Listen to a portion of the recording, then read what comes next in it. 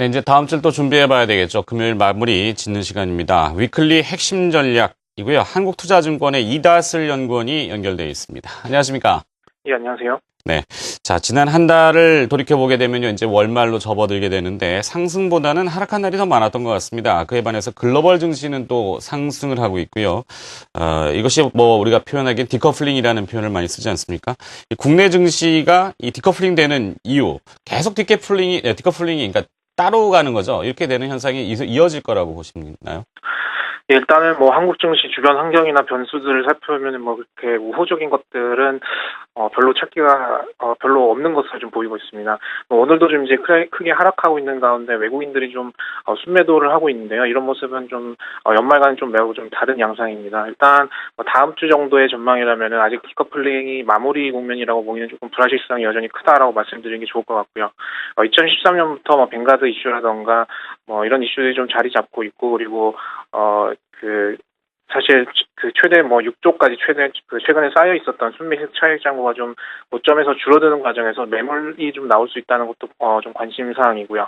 그리고 좀 더 관심 깊게 보고 있는 부분은 환율입니다. 원달러 환율이 이제 일방적으로 조금 강세가 진행이 되면서 상승 랠리에서 들어온 외국인 자금들이 자본이득뿐만 아니라 이제 환차익까지 거둘 수 있었는데요.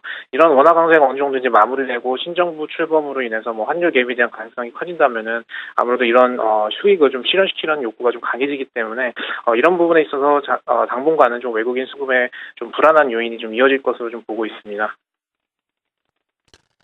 네, 이번 주에 삼성전자의 이제 실적, 뭐 현대차의 실적, 이런 주요 굵직한 기업들의 기업 실적 발표가 있었습니다. 지난해에는 뭐 사상 최대의 실적을 냈다라고 공신했는데 올해 전망치를 조금 하향하고 있다고요.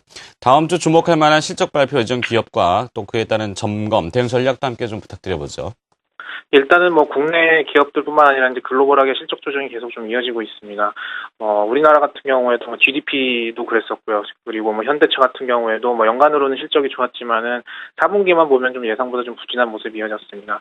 삼성전자는 말씀하신 대로 뭐 최고 실적을 기록했긴 했지만 1분기 실적이 이제 좀 둔화될 가능성이 있다라고 좀 언급을 했었고요. 그리고 애플 실적 실망감에 따라서 이제 스마트폰이라던가 이런 좀 시장의 성장 가능성, 그리고 뭐 IT 업종에 대한 전반적인 좀 센티멘트 악화도 좀 영향을 끼치고 있는 것으로 보입니다. 뭐 다음 주에는 삼성물산, 삼성엔지니어링, 대림산업, 포스코, LG전자, 삼성전기 등 이제 건설과 전기전자 업종이 좀 많이 예정돼 있습니다.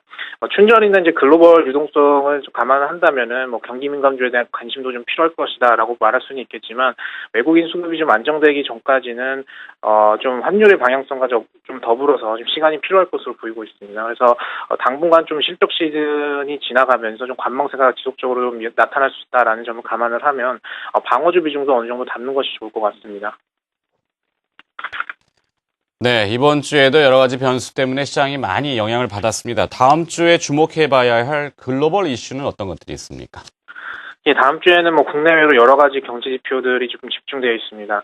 미국에서는 뭐 FMC와 더불어서 뭐 제조업 지표, 주택 지표, 그리고 고용 지표까지 뭐 여러 가지 지표들이 예정되어 있고요. 또 이제 GDP도 나올 예정입니다. 중국에서는 뭐 제조업 PMI, 그리고 뭐 한국에서는 소비자 기대 지수, 또 무역 통계, 물가 지수 등이 예정되어 있는데요.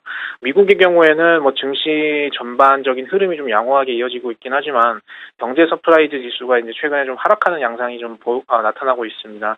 긍정적으로 나오는 뭐 고용 지표라던가 주택 지표가 있긴 하지만 다른 지표들이 어떤 그 미국 경제 전반적인 지표 추세를 좀 끌어내릴 경우에는 미국 증시도 이제 조정의 빌미가 좀 될 수 있다라는 점에 좀 주목할 필요가 있을 것 같고요. 한국 같은 경우에는 이제 1분기 내 금리 인하 기대감이 좀 있는 상황입니다. 어제 나온 뭐 GDP가 좀 썩 좋지만은 않았고, 그리고 다음 주에 나올 수치들도 사실 뭐 반등의 가능성 그다지 품고 있지 않는다면은 금리 인하에 대한 좀 기대감도 커질 수 있을 것 같고요. 이런 부분에 대해서는 원화 움직임에도 좀 같이 주목해 볼 필요가 있을 것 같고요. 또 환율에 좀 민감하게 반응하는 자동차 업종 같은 경우에는 뭐 트레이딩 가능성도 좀 타진해 볼 수 있을 것 같습니다.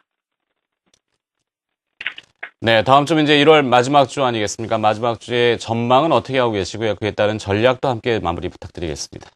예, 앞서 말씀드린 대로 외국인 수급이나 외국인 수급에 영향을 미치는 변수들이 그렇게 양호하진 않습니다. 때문에 이 부분에 있어서 좀 조정이 좀 이어질 가능성을 배제하고 있지는 않습니다. 일단은 하락폭이 최근 며칠간 좀 가팔랐던 만큼 다음 주는 일단은 61선 그리고 이 121선 지지 가능성 여부를 좀 탐색하게 될 것으로 보이고요.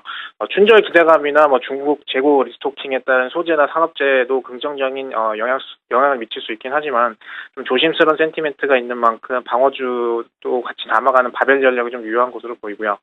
방어주로는 실적 부분에서 올해 좀 개선 기대감이 큰 통신주 같은 것들이 좀 괜찮아 보이고요. 연기금이 이제 연초 이후에 자금이 좀 꾸준히 들어오고 있는 만큼 연기금이 최근 좀 많이 사고 있는 금융업종이라던가 일부 유틸리티 업종도 관심을 가지면 좋을 것 같습니다. 네, 잘 알겠습니다. 위클리의 핵심 전략 한국투자증권의 이다슬 연구원이 수고해 주셨습니다. 고맙습니다. 예, 감사합니다.